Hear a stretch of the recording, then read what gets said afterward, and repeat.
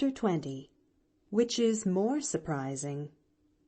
Sunday mornings, Pollyanna usually attended church and Sunday school.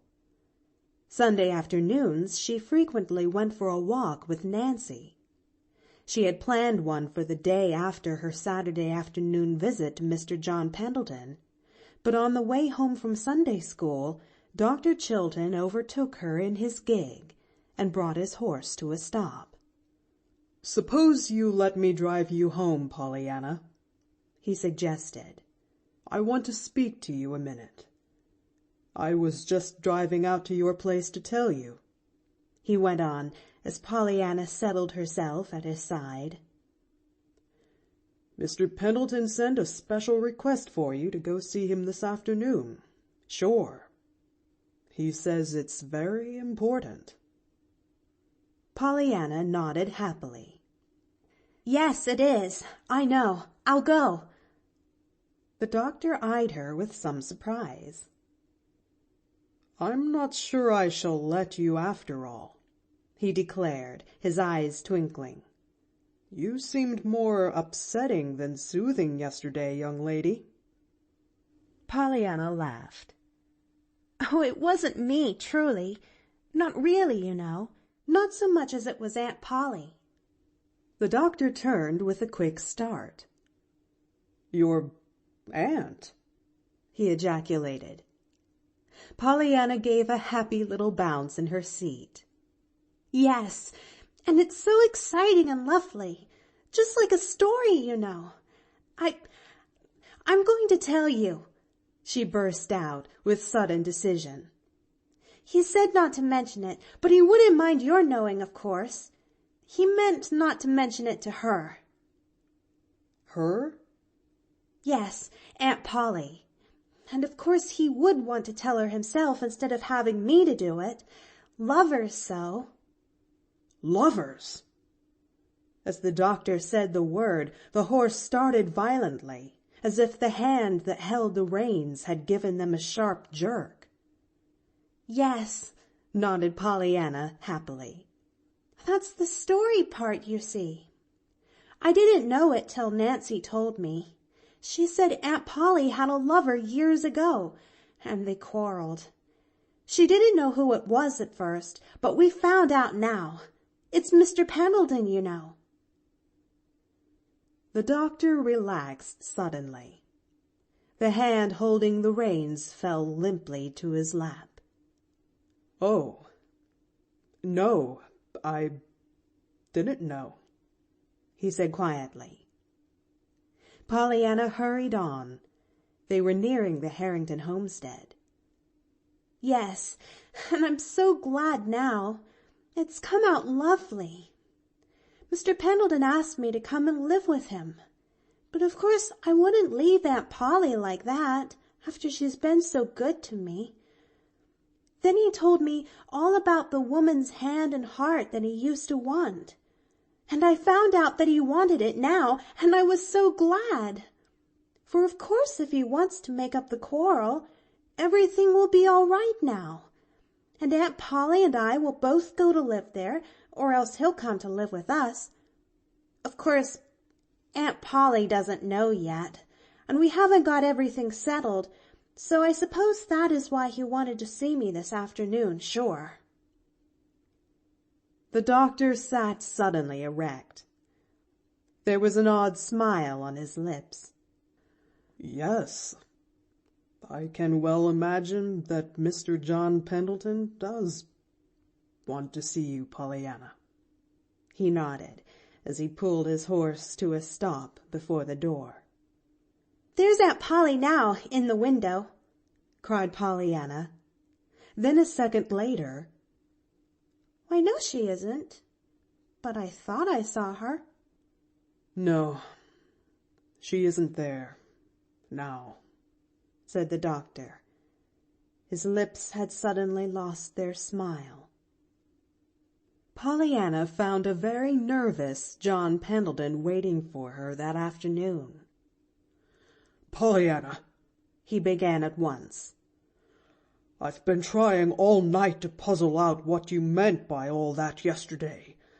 about my wanting your Aunt Polly's hand and heart here all those years. What did you mean?" "Why, because you were lovers, you know, once. And I was so glad you still felt that way now." "Lovers? Your Aunt Polly and I?" At the obvious surprise in the man's voice, Pollyanna opened wide her eyes. "Why, Mr. Pendleton, Nancy said you were." The man gave a short little laugh. "Indeed? Well, I'm afraid I shall have to say that Nancy didn't know." "Then you weren't lovers?" Pollyanna's voice was tragic with dismay. "Never." "And it isn't all coming out like a book?" There was no answer. The man's eyes were moodily fixed out the window. "Oh, dear. And it was all going so splendidly," almost sobbed Pollyanna. "I'd have been so glad to come with Aunt Polly." "And you won't now?" The man asked the question without turning his head. "Of course not. I'm Aunt Polly's." The man turned now, almost fiercely. "Before you were hers, Pollyanna, you were your mother's. And it was your mother's hand and heart that I wanted long years ago." "My mother's?" "Yes. I had not meant to tell you, but perhaps it's better after all that I do, now." John Pendleton's face had grown very white. He was speaking with evident difficulty. Pollyanna, her eyes wide and frightened and her lips parted, was gazing at him fixedly. "I loved your mother, but she didn't love me. And after a time she went away with your father. I did not know until then how much I did care. The whole world suddenly seemed to turn black under my fingers and... But never mind. For long years I have been a cross, crabbed, unlovable, unloved old man, though I'm not nearly 60 yet, Pollyanna.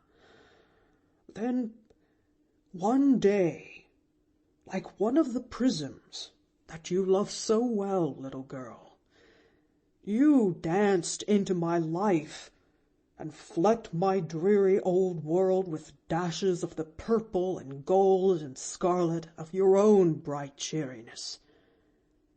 I found out after a time who you were, and I thought that I never wanted to see you again. I didn't want to be reminded of your mother. But you know how that came out. I just had to have you come. And now I want you always. Pollyanna, won't you come now?" "But, Mr. Pendleton, there's Aunt Polly." Pollyanna's eyes were blurred with tears. The man made an impatient gesture. "What about me? How do you suppose I'm going to be glad about anything without you? Why, Pollyanna, it's only since you came that I've been even half glad to live. But if I had you for my own little girl, I'd be glad for anything. And I'd try to make you glad too, my dear. You shouldn't have a wish ungratified. All my money, to the last cent, should go to make you happy." Pollyanna looked shocked. "Why, Mr. Pendleton, As if I'd let you spend it on me. All that money you saved for the heathen. A dull red came to the man's face. He started to speak, but Pollyanna was still talking. Besides, anybody with such a lot of money as you have doesn't need me to make you glad about things. You're making other folks so glad giving them things that you just can't help being glad yourself. Why, look at those prisms you gave Mrs. Snow and me.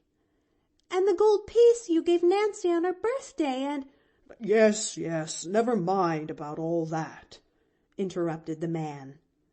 His face was very, very red now, and no wonder, perhaps.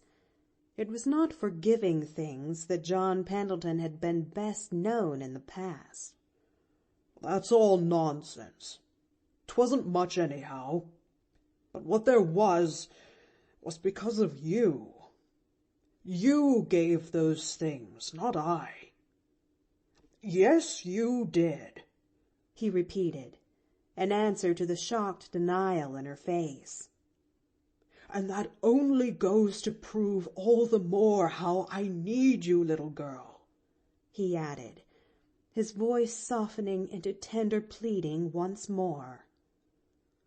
If ever I am to play the glad game, Pollyanna, you'll have to come and play it with me. The little girl's forehead puckered into a wistful frown.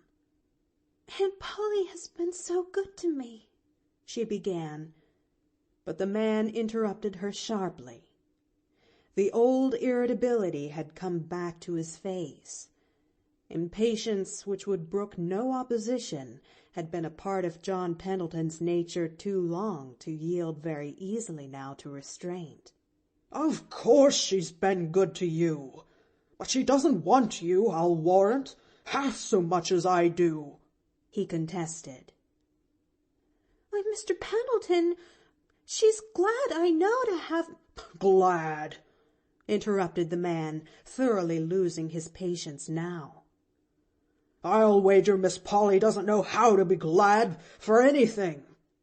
Oh, she does her duty, I know. She's a very dutiful woman. I've had experience with her duty before. I'll acknowledge we haven't been the best of friends for the last 15 or 20 years, but I know her. Everyone knows her. And she isn't the glad kind, Pollyanna. She doesn't know how to be. As for your coming to me, you just ask her and see if she won't let you come. And oh, little girl, I want you so, he finished brokenly. Pollyanna rose to her feet with a long sigh. All right, I'll ask her, she said wistfully. Of course, I don't mean that I wouldn't like to live here with you, Mr. Pendleton, but— She did not complete her sentence. There was a moment's silence.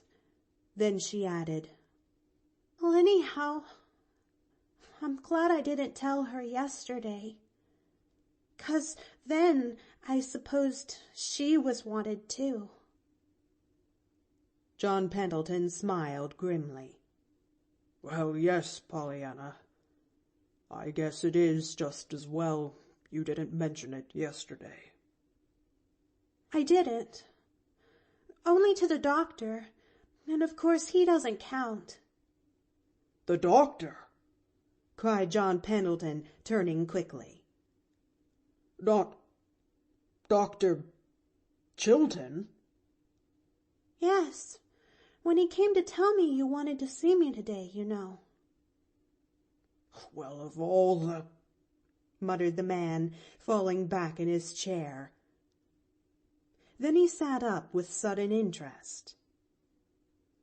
And what did Dr. Chilton say? He asked.